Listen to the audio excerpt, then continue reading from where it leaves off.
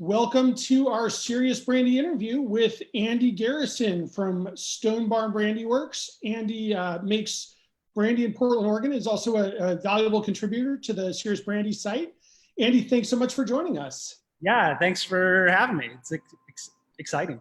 We are excited as well. Tell us a little bit about yourself and how you got involved in making brandy. Yeah, so it's kind of a long story, but I'll do my best to sort of condense everything down. My background is in accounting and finance. I have like a degree in accounting. So I didn't, grow up knowing that I was going to be a brandy distiller. I kind of had something else in mind. But as I was doing accounting for a big company, I was just like getting more and more into home brewing and winemaking and like foraging fruit. And then I started making all these weird liqueurs. And eventually you start like illegally distilling, in the basement, I think is a pretty common origin story for the young craft distiller. And I didn't totally know that I wanted to like do distilling, but I wanted to work in the alcohol world. So I sort of like quit my job with nothing lined up. And I had met the owner of Stone Barn, Sebastian Deegans, at an event where we sort of toured some of the different distilleries in Portland. And I just started kind of talking to him at a bar and asked if I could come in and like shadow or help out. And he said, sure. And so I showed up, and the first day we de-pitted like 3,000 pounds of cherries. We sort of just like stood and processed cherries all day. And that was kind of how it started. So Stone Barn is a very small operation. It opened 10 years ago, and it used to be a lot smaller than it is now. So kind of when I was first starting to work here, I was working here like 1 or 2 or 3 days a week. It was like definitely part-time. And after I'd worked here for about 9 months, I got a job at another distillery across town that's much, much larger, house spirits, now called Westford Whiskey. So they make aviation gin and quite a few. So much bigger operation. And for about 2 years, I worked at both of them. Eventually, I was working about 30 hours a week at each one. So I would kind of like sometimes work 8 hours at Stone Barn and then bike across town and work 8 hours at the other place, kind of in the morning and in the night. And I did that for 2.5 years. Eventually, House Spirits moved to a new distillery, and they shut down the old one. And there was a couple months where there was essentially no distillery in operation. And I had met another distillery owner in Portland, Tom, who owns New Deal Distillery, and his distiller had just left, and he knew I didn't have as much work as I normally did. So I started working for Tom, and I continued splitting time between Stone Barn and New Deal. And that went on for about another 2 years. And then I left New Deal and went to a third distillery to kind of help them launch their program and set up their distillery and all that. And I did that for about 2 years. But that last kind of 2-year period, we worked pretty hard to develop Stone Barn's business in terms of all the contract distillation that we do. So all the making brandy for other people that we do. And we kind of grew that to the point where I could stop doing anything else and just spend all my time at Stone Barn. So I've been here more than full time for about 2 years now. So yeah, so it's been a busy life, I guess. So I've been at Stone Barn for about 8.5 years, and Stone Barn has been open for 10. So yeah, Stone Barn is the smallest distillery in Portland. It's our claim to fame. We're also the only grain to glass distillery in Portland these days. So we make everything from scratch right here in the distillery. The origin is that Sebastian is a part German citizen. So he was very familiar with like fruit schnapps and those kind of traditional eau de vie spirits. And in Oregon, if you drive 90 minutes in any direction, there's like a different fruit growing environment. So we grow lots of cherries and pears and plums and apples and all that sort of stuff. So he wanted to start a distillery kind of like what he was familiar with in Germany, where it's a small family-owned distillery where we make like 30 different spirits from local fruit. And yeah, that's a quick overview. I was telling Steve before this started that I haven't really like spoken to anyone in 3 months because we've been in total quarantine, and I've been working like night shifts making hand sanitizer. So this might be like a little disjointed or out of my normal smooth, suave sales pitch sort of oriented. Have you been starting to mumble to yourself while you're working at night? Yeah, and whistling, just like can't stop whistling, and it's really driving, I think, my wife crazy. So do you grow fruit as well, or are you buying all the fruit locally? So we buy all the fruit, or we have partnerships with the growers.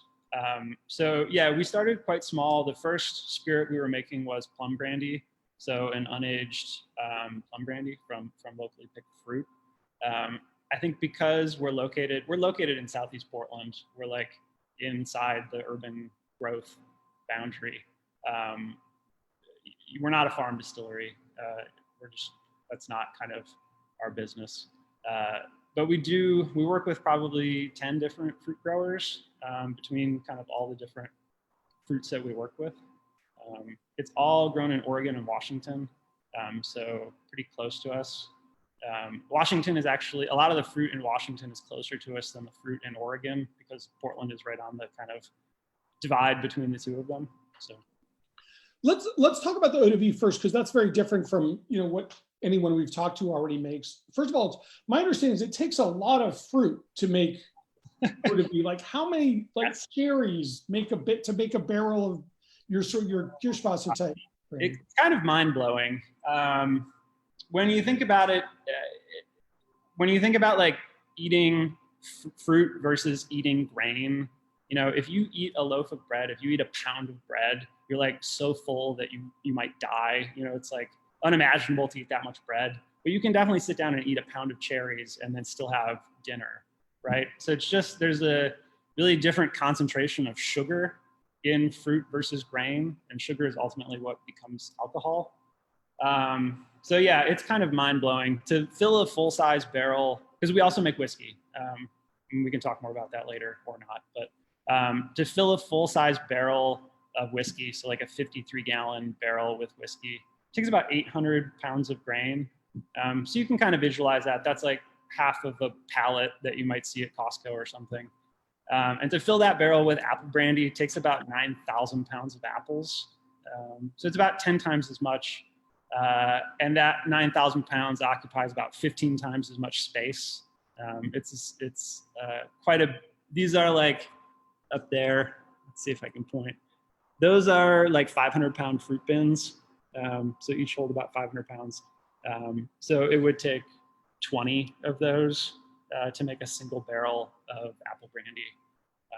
Apple brandy has maybe better yields than some of the other fruit, like pear. It has better yields than pear. So we kind of figure in a half bottle, a 375 ml bottle, there's about 20 pounds of fruit in each bottle. So. And you mentioned when you started, you were pitting 3,000 pounds of cherries or something like that. Are you doing that by hand? Are you sitting there? We have a machine. It's like a modified wine destemmer. So it's like what is used to remove the stems off of grapes. But we had a local machine shop that resized the holes that everything goes through.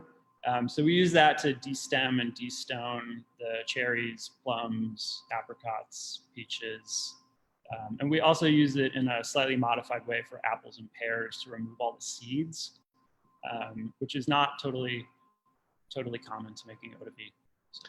Another interesting contrast with the sort of other brandies, like grape brandy, most people are familiar with wine. Apple brandy, they're familiar with cider. Not that many people are familiar with cherry or plum wine. What is that like before it goes into the still? It's more like jam than wine, because it's not juice, it's all the fruit pulp.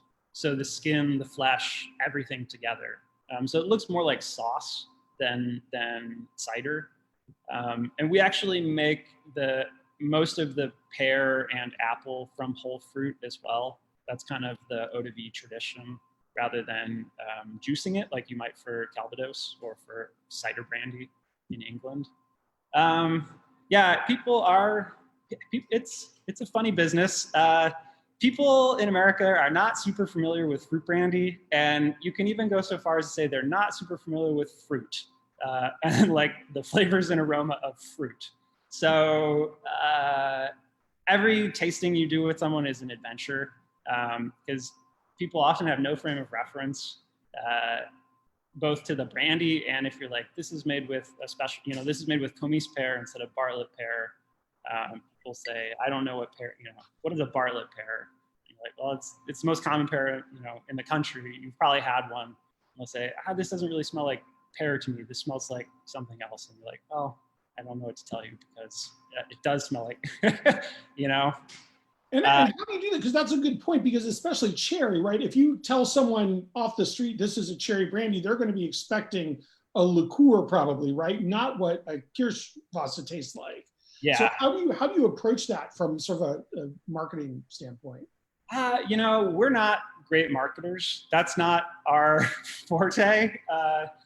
We kind of just take it person by person. You can't expect to sell these things to everyone.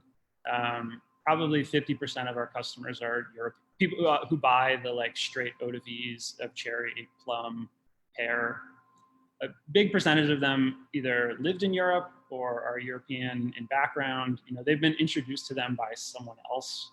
And it is surprising. I mean, we're in Portland, Oregon, where we've had eau de vie fruit brandy distillery for like 35 years in the form of Clear Creek. And the name of our distillery is Brandyworks. So you kind of think that the people who came in would be this like self-selecting pool of people that are interested in brandy or have some experience or background with it. But that's really not the case. Most people are shocked when they taste it and it doesn't taste like cough syrup or, hard candies or something like that. Really the best way to do it is to start with bartlett pear or Williams pear, because that is like really the truest to the fruit. It can be kind of the most accessible for people who haven't tried them before. And then we kind of lead them along. Maybe if they're like whiskey drinkers, we'll introduce them to apple brandy, because our apple brandy is aged in a barrel. So it has some of those same whiskey-like barrel kind of characters to them. We haven't hit on what the winning strategy to win America over on fruit brandy is yet, but how much do you produce a year? It's tricky to say because we make so many different products, and we make them out of seasonal fruit. So we don't make everything every year, essentially. Either like last year, we really made very little plum because the orchard we work with had almost no crop.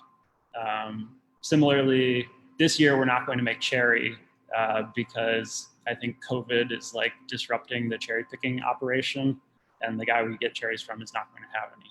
So that's one piece of kind of what alters how much we produce. The other side of it is we do quite a bit of contract distilling for wineries and cideries who want to make like a fortified Pinot de Charente or Pomo or Port or one of these other AOC, DOC. They want to do their own version of it. And that's almost about 50% of what we distill. On the order, we probably distill 25,000 gallons of wine for wineries a year of different sizes and quantities. So we are an eau de vie distillery, but we produce probably 10 times as much wine brandy as we do eau de vie. And we similarly produce probably 10 times as much whiskey as we do eau de vie. So, and the wine brandy is all on contract. You don't sell that yourselves, any of it? We have never had a plan to. We kind of always every year end up with some, maybe as trade, or there's like a good lot of wine that we see. And we've never sold any of it. It's just kind of sitting in barrels. But I think this year we'll do our first release of wine brandy, which will be 100% Pinot Noir. So an all Oregon Pinot Noir aged 5 years in French oak. So I think it tastes good. I'm excited for it. It's still months away, but we're slowly kind of reducing it in proof and getting it into the bottle. So most of it is for wineries who are either making a fortified like vermouth or whatever. And then maybe 30% of it is people aging it as brandy. and they will release it as brandy 5, 6, 7 years down the road. So it's fun for me because we get to make so many different things, and we get to work with a lot of different wineries and cideries and fruit producers. But it does make business tricky because there's a lot of logistics, a lot of looking back in hindsight and saying, why didn't we make 10 times as much of this 5 years ago? What types of companies are coming to you for? Are those just local companies that want to have a brandy or a vermouth, or are they what types of places? Yeah, so Oregon has 700 wineries, 800 wineries. So there's quite a few, and just our nature. So Clear Creek used to do a lot of this. They were kind of the person in Oregon that did the distilling for folks. And they got purchased by another company and moved out of Portland, and they kind of stopped doing any of this, any of the contract stuff. And they referred it all to us. And we're super small, so we can't do everything that they were doing. But it means that, our clients kind of vary from people that are like a mom and pop operation that makes 500 cases a year, and they want to make a sweet blackberry cooler or something, all the way up to, people that are among the more expensive wineries in the country that want to make some sort of prestige brandy that will come out after 10 years of aging. Oh, so these are wineries though that are bringing you their grapes to distill, and then they're going to sell them at brandies at their winery. Yeah. Yep. So yeah, I wish I could give more straightforward answers, but we don't have I hesitate to say we don't have a plan for what we're doing, but our plan is kind of shifting all the time. So yeah. So like Dan Farber in our last episode, you're there in the still room, which is great. And so we should have it as segments. Show us your still. So show us your still, Andy. Yeah. I don't know. Let's see if we can get, this might be like Blair Witch Project nausea inducing, but so we have a very small still made by Ulrich Kota, who's a German still manufacturer. This still is kind of more or less typical for eau de vie production. So you'll see it in, Alsace, you'll see it in Italy, you'll see it in, Switzerland and Germany, where they're making small batch fruit brandies. And kind of what's distinct about it, there's a few different things. Maybe we'll just go back over here. That's pretty good. Yeah, look at that. So it's a bain-marie still, or a water bath still. So I think the Pasquets talked about, and Dan talked about, his still is direct fired. So it's a naked flame that's heating the boiler. So it gets very hot. Ours is a water bath. So it works just like what you do to melt chocolate or maybe make hollandaise. So this stainless steel part down here is filled with water. There's some elements over there that heat the water. And then that hot water touches this copper pot, which kind of sinks down into here. So it's a very low temperature, gentle, indirect form of heat. It doesn't get hotter than 212 degrees. So it's even cooler than a steam jacket, which might be typical in other distilleries. The purpose of it is that we're distilling whole fruit pulp. So it's thick, it looks like chunky style oatmeal essentially. And if you have direct flame on that, you're much more likely to get scorching and burning. Just like if you cook polenta without stirring it or something, it's just going to cook onto the bottom. So the water bath kind of lets us distill these really thick masses without a risk of scorching. The other thing that's unique about it is we talk about thermal work, which is amount of temperature times time that's input into something.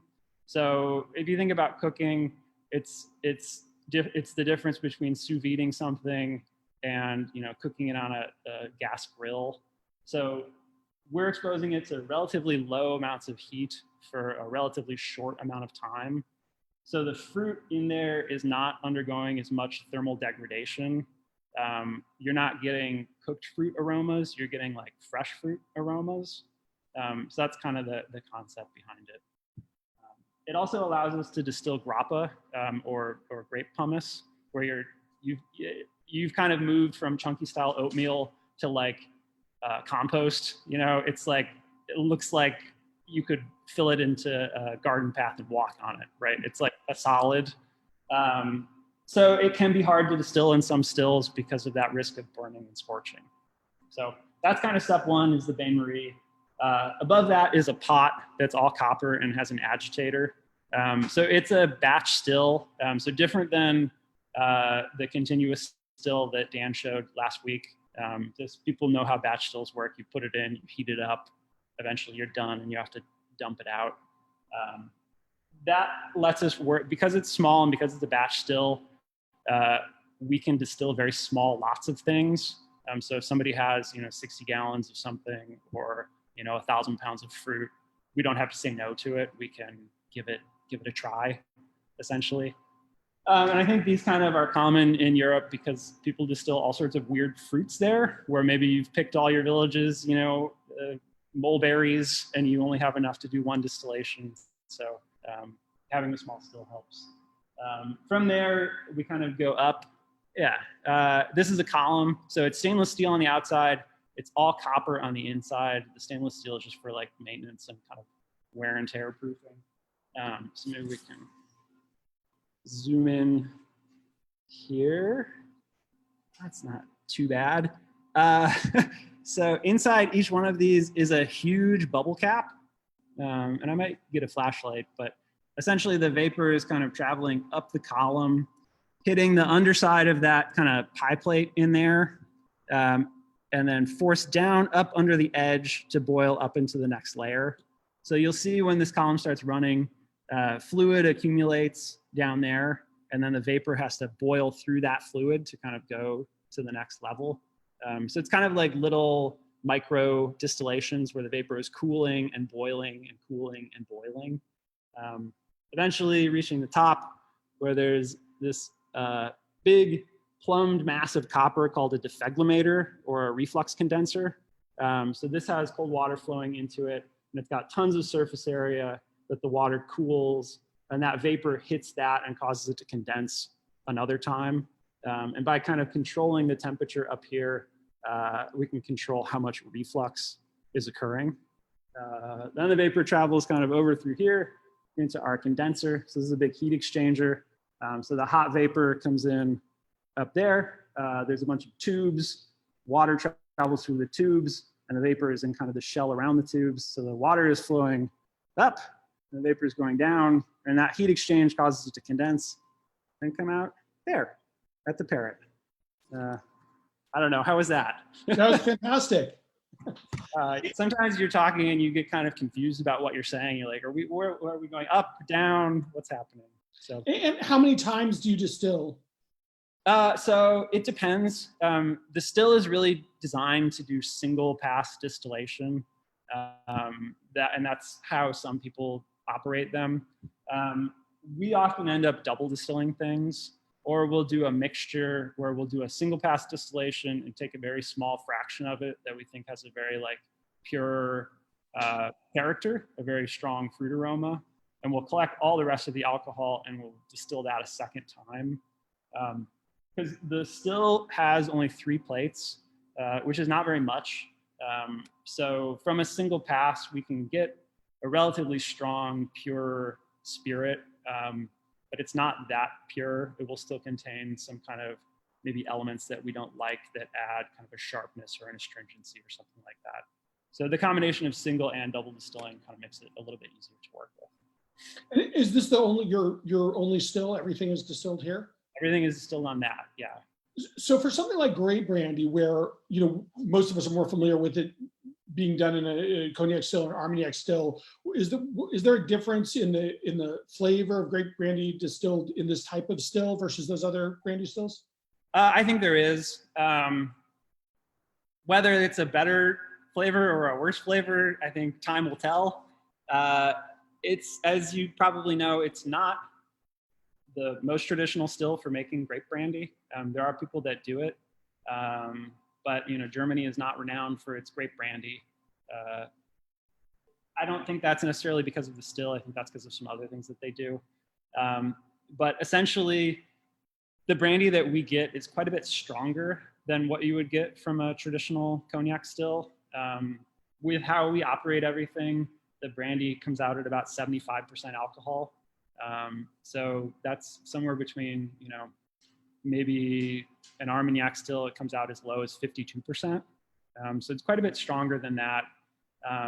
It's also, because it's not direct fire, it's not doing that same Maillard reaction kind of cooking heat work that a cognac still is. So what is the Maillard reaction?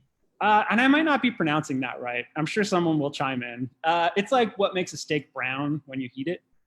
It's this kind of complex reaction between proteins, sugar, and heat.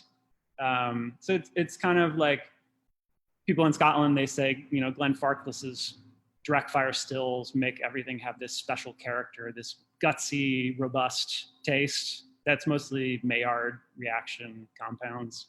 Nobody totally understands how it works. And I went to a presentation about it that this guy who spent his life researching it, and he was like, threw up this big flow chart. And he's like, so here's how we think it works, but we could be totally wrong. And I'm like, all right, well, I'm just going to remember that heat turns things brown and kind of file that away. So the nut of it is our still really captures varietal aroma, fruit character. So the brandy we get is very fruity. It's very floral, maybe too much so. So what we're doing, if you've tried unaged grape brandies, they kind of can range from not being super compelling to being like almost perfumed or gin-like, where they just have this really strong aromatic character. Ours kind of fall into that category of being really perfumed. You know, the oldest stuff we have in barrel is 5 years old. So we haven't totally seen, which like to me seems like a long time, but you know, I'm sure Dan Farber hasn't, like, he doesn't even set his clock for 5 years. He probably just, so at 5 years, it's still tasting great. It's still got a very pronounced fruit character. Whether that's what people want in wine brandy, we'll see. You know, whether people want grape bourbon or whether they want something else, I don't know. Now, for your fruit brandies, your eau de vie that's going to be unaged, once it comes out the still, what do you do with it then? What's the next step? Yeah, so it goes into these, which kind of, you'll see at every eau de vie distillery, they'll have about a zillion of these little 100-liter stainless steel vessels kind of sitting around everywhere. So we put the brandy into there, and then it generally rests, at least for 3 months, and sometimes as long as a couple of years. There's always headspace in those. So when you first distill something, it never tastes right.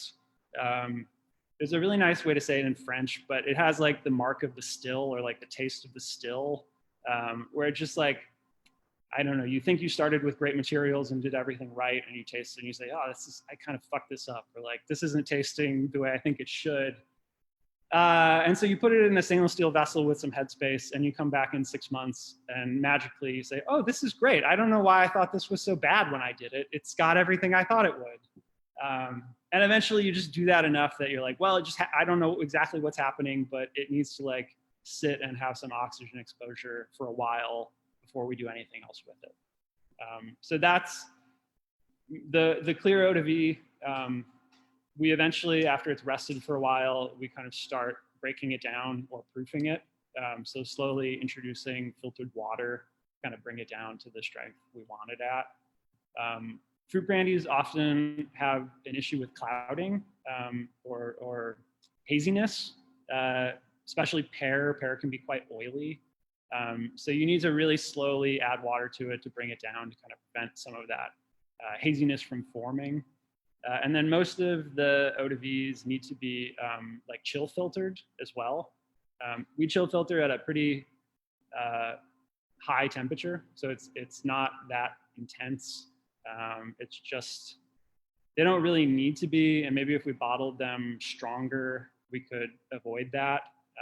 But eau de vie is already a pretty intense taste for a lot of our customers, and I think if we were bottling it at 47% alcohol, it might not go that well. It might just be too strong tasting for a lot of people. So we end up bottling most of the eau de vie at 42%, or maybe 43.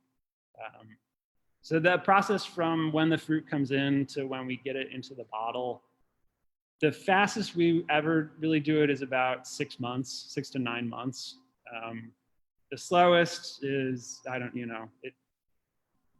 because of how fruit works, sometimes you make a lot of something and you're like, well, I just made 4 years worth of cherry brandy, so I guess it'll just sit in stainless steel for a while. So, how much headspace is in there in the while it's sitting in the steel? Not too much, just like enough. And we open it and check it and taste it and maybe stir it around a little bit. You're just kind of tracking and monitoring what's going on. And you mentioned that initial change after 6 months. Does it keep developing? You said some you keep as long for years. Do you see a continuous development there, or are you just having it sort of sit there? I think you do. And I know there are other producers that age stuff in glass carboys or these stainless steel vessels for years. It's hard. It's hard exactly to say because the human mind is fallible. So like maybe your palate has changed, maybe your memory has changed.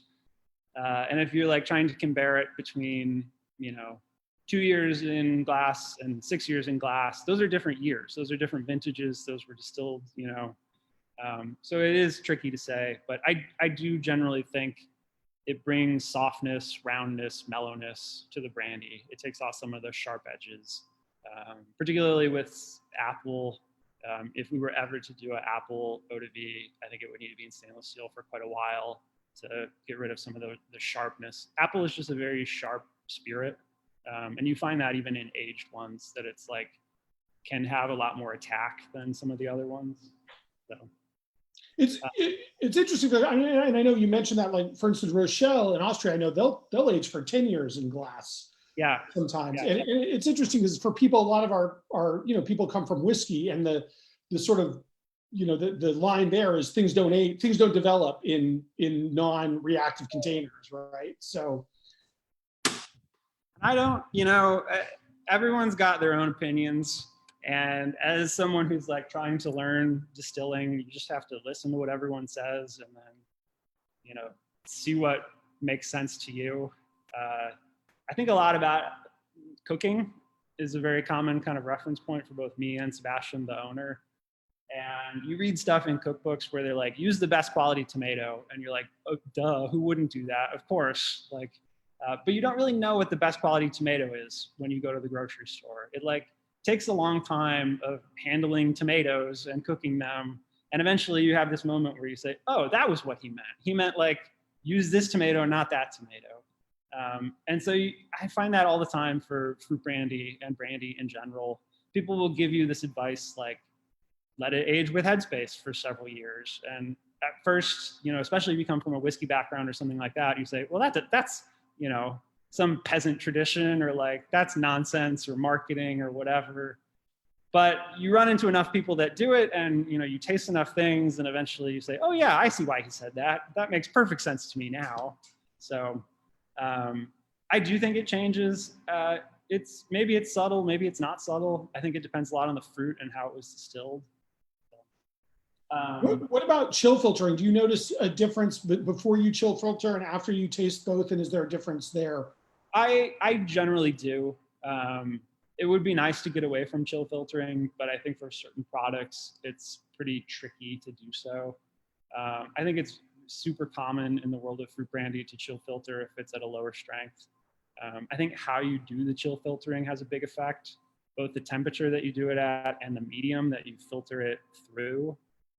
So we've kind of changed our chill filtration protocol over the years to be less intense and less, strip less character out of it. But stuff just has a different mouthfeel. And you can kind of tell in whiskey, especially, the difference between chill filtered and non-chill filtered. It just doesn't have that viscosity. And fruit brandy, I think, is kind of in the same boat. So. And now for the apple, for the stuff you make, the non-contracted, is the apple is you age in wood, or we do, yeah. And our apple brandy program has become more sophisticated over the years. But we used to do a German-style apple brandy similar to Clear Creek or St. George, where it's distilled from whole fruit. So we were getting a mix of different fruits, but they were all dessert apples or table varietals. So we say dessert apple, it's like stuff you might see at a grocery store. We used a little bit older class of stuff like Rome and Jonathan and Jonagold, but they were like, not French varietals. They were not cider apples. And about 4 years ago, something like that, the guy we buy all our fruit from, Kevin Zielinski at Easy Orchards, he planted French cider apples. He planted a huge portion of his like very old farm with cider apples. And he makes his own French style cider, Cidre, which is like totally world-class, made with all these different like traditional French cider varietals. And we started doing distillation for him so he could make Pommeau. So we were kind of making the Calvados equivalent to go into his Pommeau, which is like a fortified apple must. And from that relationship, we started distilling cider fruit. We started distilling the fruit that he grows that's not like a table apple. And it's like totally changed the character of the apple brandy, I think in a very positive way. We've never released any of the stuff. It's all still in barrel aging in French oak. But there's not a lot of people working with cider fruit for distillation in the United States because there is not much cider fruit anymore. Even like Dan Farber, he works with Newton Pippin, which is like a sharp. It's not a bitter. It's not a bitter sharp. It's just a sharp. And we're finding that starting to work with fruit that has bitterness and has acidity is like totally changing the character of the brandy. So it's been quite exciting, and I'm really interested in it, but it's like years and years away from coming out, So it's always tricky at the distillery because you're kind of like the products you're selling, you've already moved beyond, you made them years ago. You kind of like can't even. We were living in like a different country at that point.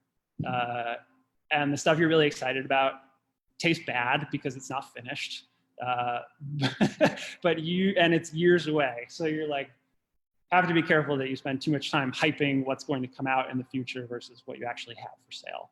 So our apple brandy that we have that we just put out a couple months ago is aged 5 years in French oak. It's got a quite pronounced oak character.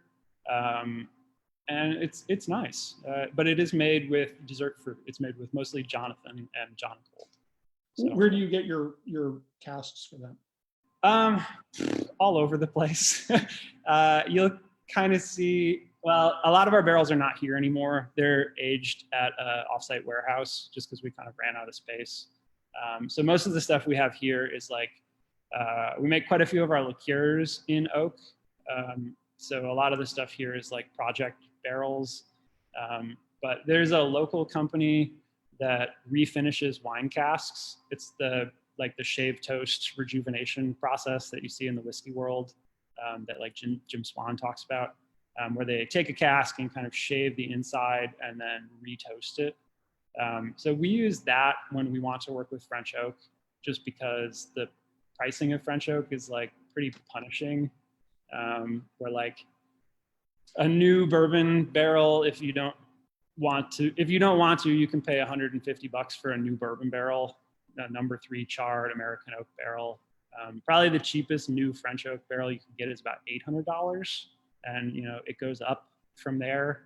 And when you're working in the brandy category, where your raw ingredients are already way more expensive than whiskey, and your consumer base is much smaller, it's pretty hard to support investment in like brand new French oak.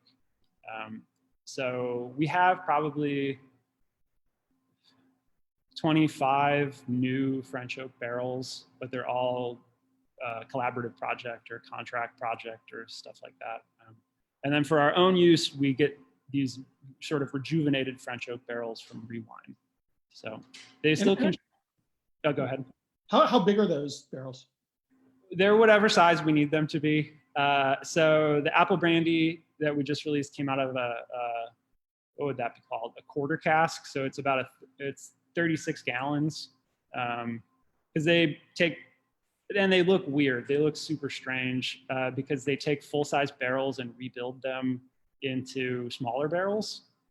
It's kind of like the quarter casks that they use, at like Lefroy or something.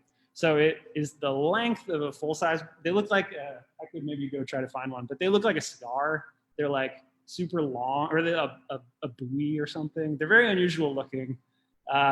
And we use those for some things. It kind of depends on how much of the spirit we have. You make as much cherry brandy as you make, and then you got to find some place to put it. So yeah. So that was kind of when I was saying we don't, necessarily have a plan all the time. It's a little more improvisational than some of the other distilleries I worked at, where you like make the same thing every day. Is there anything you put in wood other than apple and grape brandies? We have cherry brandy in oak. We have plum brandy. We've made quince brandy, which we've aged in oak, and pear brandy. So, and grappa, and cipro, which is like a Greek version of grappa. So yes. Have you released the cherry and plum? The plum, yes. The cherry, no. Is there a European cherry oak aged brandy? I've had a few. I don't know if it's traditional. I think the traditional method is to age it in like ash, like something that doesn't give any color. It's just like a big glass carboy essentially, where you're getting cherry particularly. When we talked about air exposure, cherry is like the prime example of something that needs a lot of air and time before it tastes right. It's like initially, I don't know why. And, the cherry brandy lobby does not match the Scotch whiskey industry for funding research to figure these things out. But cherry brandy needs time. And so it's almost always aged in glass carboys, or sometimes these inert large barrels. We put it into French oak because why not?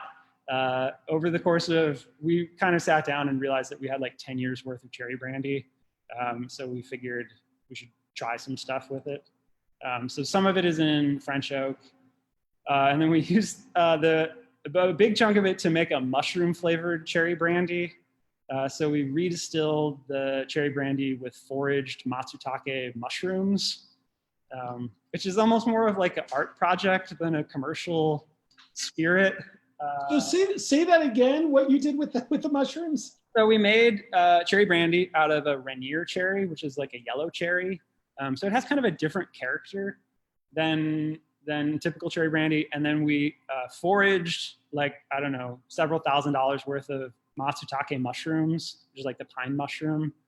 So it's like very revered in Japanese culture, and it grows in the Pacific Northwest.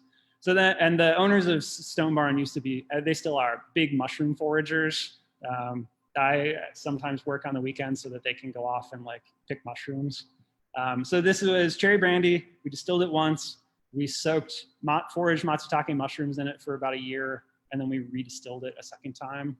So it's not a liqueur. It's clear, full strength, unsweetened, and it's pretty wild. The idea was like this merger of wild, the mushroom, cultivated, the cherry, like forest, orchard, savory, sweet, this kind of like whole, Sebastian calls it like a whole tree distillate, which I think is a pretty stupid way to advertise it because there's nothing to do with trees in it, But yeah, so I don't know. You things come to you and you do them, I guess. So what are you going to do with that? We're selling it, and people like it. It's weird to sell, but people like it. When you compare it to the regular brandy, it has like this almost kind of endless like flavor. The length on the palate is just much longer than the regular cherry brandy. And it has this interesting savory sort of umami-esque element. So do any of your brandies get anything other than for the flavored things or the flavorings or eau de vies? Do they have any sugar or anything like that added at any stage? The eau de vie brandies do not. We make quite a few liqueurs that are made with eau de vie as the base. And so those all have, whatever added to them. But we don't add sugar. coloring. I'm very interested in that. Kind of like Dan was saying last week, I understand why you might do it, but we are way too small for that to ever come up. Like we're not a consistency, like product always the same on the shelves. It's like every year is different. And we direct sell almost all the product. So like everyone's tasting it each year when they come back in. So tell us a little bit about your grappa, and why don't you start, because I don't know if everyone watching will know exactly what grappa is, describing what grappa is and how you make it. Yeah. My wife speaks Italian. We've toured a whole bunch of grappa distilleries in Italy. I learned very early in that process to never say that I make grappa, because grappa is only made in Italy by Italian people. It's like champagne. It's like a protected term.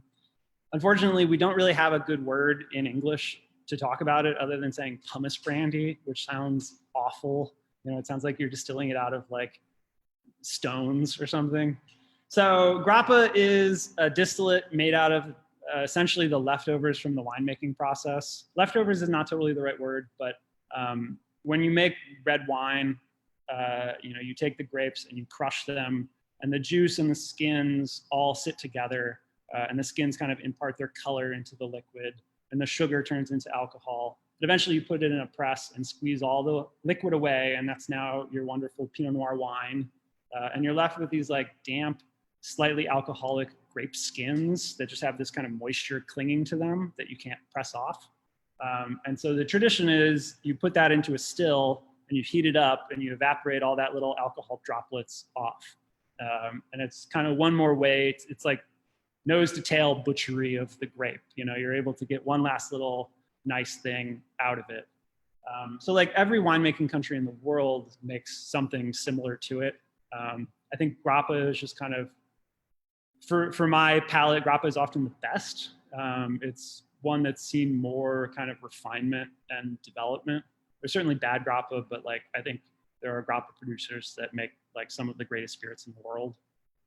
So that's kind of what we orient towards, rather than like some other more esoteric ones.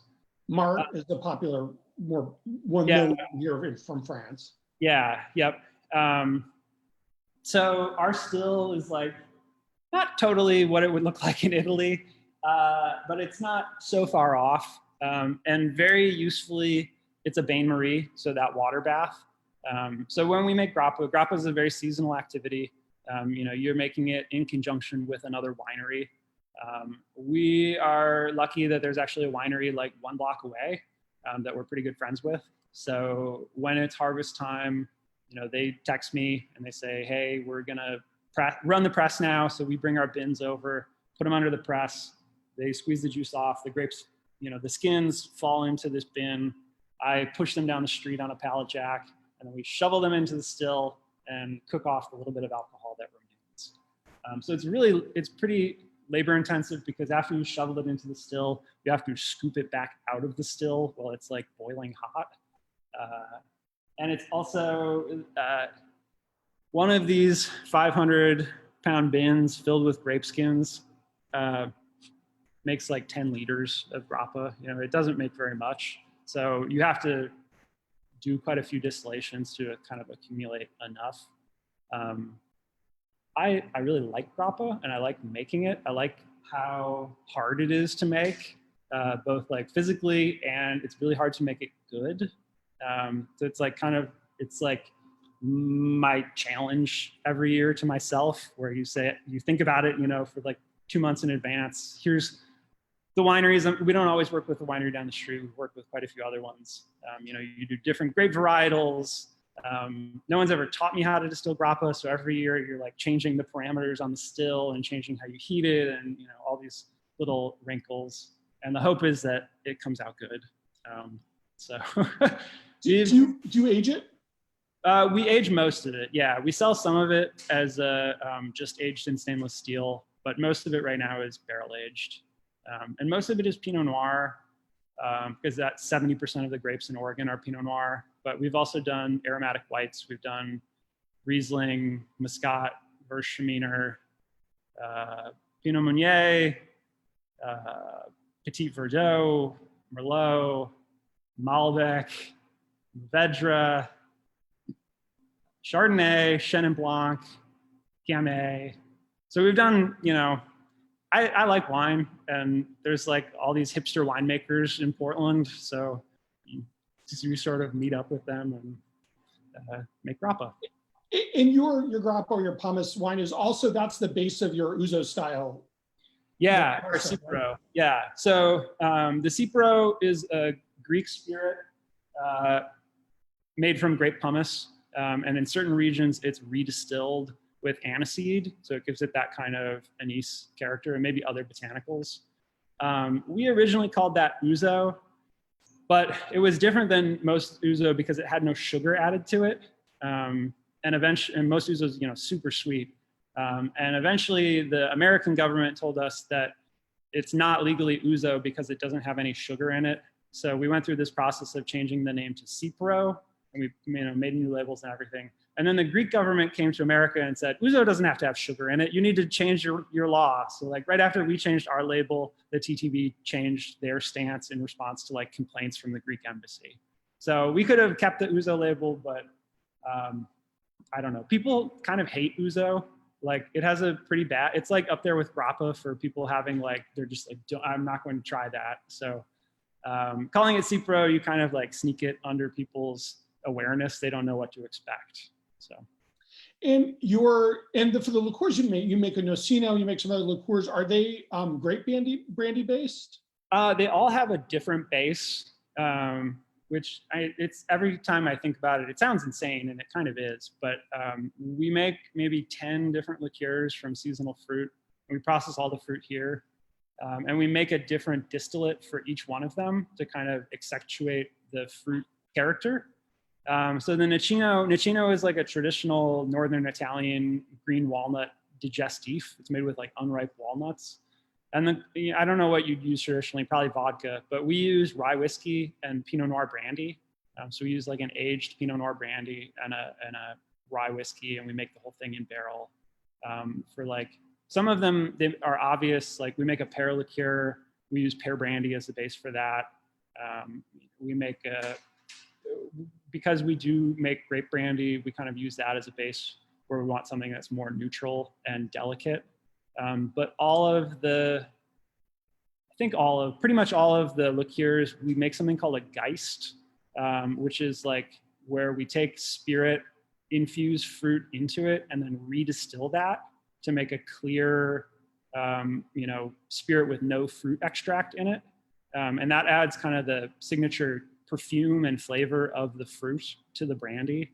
So like we might take grape brandy, infuse it with quince, redistill that, and then use that quince-scented grape brandy as the base for the quince liqueur.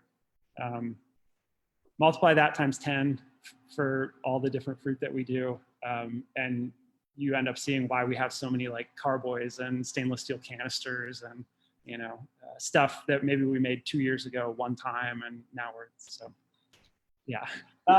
The still is running right now. It was kind of heating up, and I was trying to do some like cooking show magic where it just like suddenly started operating. So maybe you can, maybe not. You can see it boiling. Bubbling away. So the vapor is kind of rising up, traveling through the column, and then flowing out over here. So this is hand sanitizer. I was telling Steve earlier, we've spent quite a bit of time during the COVID episode making hand sanitizer. I don't know that it makes a lot of sense for us to make it. It's much more economical to just buy a tanker truck full of corn ethanol and package that, but that's not something we're set up to do. And we wanted to contribute in some way, and we got a ton of requests from people for hand sanitizer. So we've been kind of steadily making it. Because we're totally grain to glass, we've made it out of like just really out there stuff. The first batch was made out of ramen noodles. It was made out of expired ramen noodles. We got like 700 pounds of ramen noodles from a local company that makes organic, fresh ramen noodles. When the restaurants all shut down, they were like, we don't know what to do with these.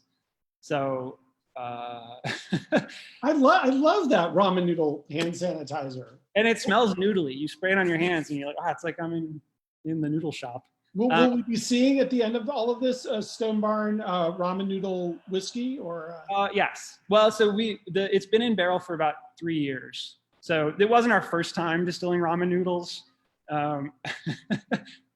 But this particular hand sanitizer is Brandy. It's a Brandy-based sanitizer. And if you guys are wine drinkers, this is made out of Berlato Barolo. So this is like thousands and thousands of dollars worth of wine, because there's a local wine importer who he had his entire year shipment from northern Italy, was leaving the port, and it's in a refrigerated shipping container, and the dock worker, instead of setting it to 14 Celsius, set it to minus 14 Celsius. So the whole shipping container froze, and like the corks pop out and the bottles break or whatever. And so he has to destroy $200,000 worth of wine. So we took a lot of it and we've been distilling it into hand sanitizer. And it's a tragedy. It's like, you're like, what an insane world that we live in. But yeah, so that's what's going on. So in talking to you, Andy, one thing I noticed is that you, more than most distillers I've talked to, use a lot of culinary references when talking about the actual distillation process. You talk about sous vide or the browning. Do you have a background? Are you a big home cook, or is that just why is that? I mean, I'm fussy about food, I think my wife would say. I like it to be good. It comes up because, and I've worked at 4 distilleries, and it's not a relevant reference point at all of them. Some of them, they're not really connected with the world of agriculture and the world of food, but we definitely are. We're processing fruit all the time, and a lot of our customers are people that know what a quince is, which is like definitely skews you into a more culinary world. It's also that my background is not chemistry, it's not science, it's accounting. So I read a lot. I try to read 1 book about alcohol a week, and I've done that for about 10 years. So I read a lot of science papers and everything, but I'm just so hesitant to use those terms because I can't pronounce them, and I might get them like slightly wrong because I don't totally understand them. But everyone understands browning steak. So is there with all the different fruit that you've worked with, is there a fruit you haven't distilled that you would really like to, or that you dream about? I wish we get a bushel of this or something like that. Yes, all sorts.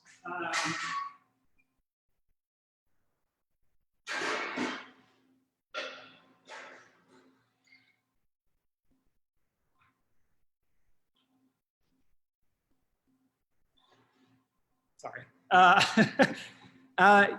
There's a lot of fruit in Oregon, and there's a lot of specialty fruit. And it's not that you can't get it, it's that it would be so expensive that I don't know how you would sell it. Like if we made a raspberry eau de vie, which a couple people do, it's like 50 pounds of fruit to make a half bottle. And that's not unusual for like a soft fruit, for like a berry. So I think there's lots of interesting fruit in Oregon to work with. It's just the economics of it make it pretty challenging. I'm really interested in distilling sugarcane, but like, because I have this fantasy. There's this Italian distiller who like set up a distillery on Marie Galante, and he makes amazing fruit brandy, and then they make this fresh sugarcane distillate. And I have like wicked bad allergies about 2 months out of the year. So I had this fantasy of just like traveling to an island in another hemisphere and making like rum and agricole for 2 months until my allergies ended and I could come back home. But we'll see what happens. As far as like fantasy fruit to work with, it's I don't know. It's all interesting. You kind of don't really know what's out there until someone shows up with it. Like we make a liqueur out of pascap berries, which is like a type of edible honeysuckle from Hokkaido, Japan, so from very northern Japan. And it kind of looks like a stretched out blueberry. but there's a variety that was developed in Oregon by a woman that spent like 20 years breeding an Oregon Haskap berry. So we make a liqueur out of it. Totally unique flavor, super fascinating. I'd never heard of a Haskap until like I met a guy at a fruit conference who was like, had a sort of high school style science poster, like this is a Haskap, and just like outlining all the details. And you're like, so now we have a Haskap liqueur. And that's kind of like how a lot of our products, unfortunately, are developed, is just through chance meetings and, finding growers of things. And yeah. So having distilled matsutake mushrooms and ramen noodles, anything else weird or bizarre that you've worked on like that? Yes, unfortunately. Let's see. I have a project I've been working on for a couple of years called Trash Gin, where I've been slowly making a gin out of other people's trash. Because there's lots of beverage producers in Portland. And the idea kind of came from making grappa, where we're like working with, if we didn't distill the grape skins, they would be composted.